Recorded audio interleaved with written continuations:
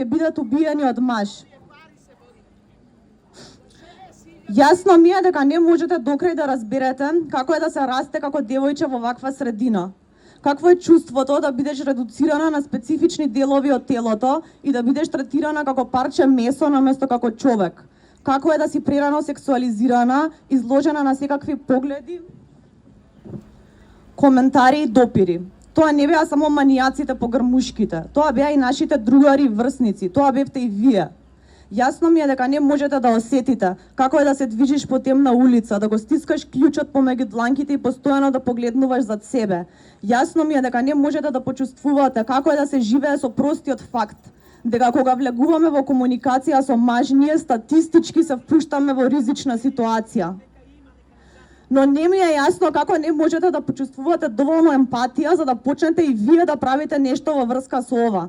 Кога ви кажуваме дека не се чувствуваме безбедно, а вашиот прв одговор е дека не сите мажи се насилни, практично ни кажувате дека сте индиферентни кон нашите животи.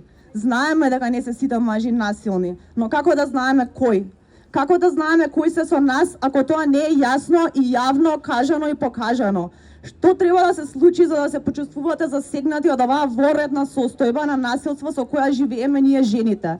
Како е можно сите ние да имаме барем неколку другарки кои биле вознемирувани, демнени, уценувани, силувани, тепани, а ни еден маж нема другар кој е силувач или насилник? Да ви кажам дека не сте сами, зашто знам дека кога си заглавена во врска со токсичен насилен маж, чувството е како да си сама на светот. И знам дека државата со своето непостапување само додава на тоа чувство.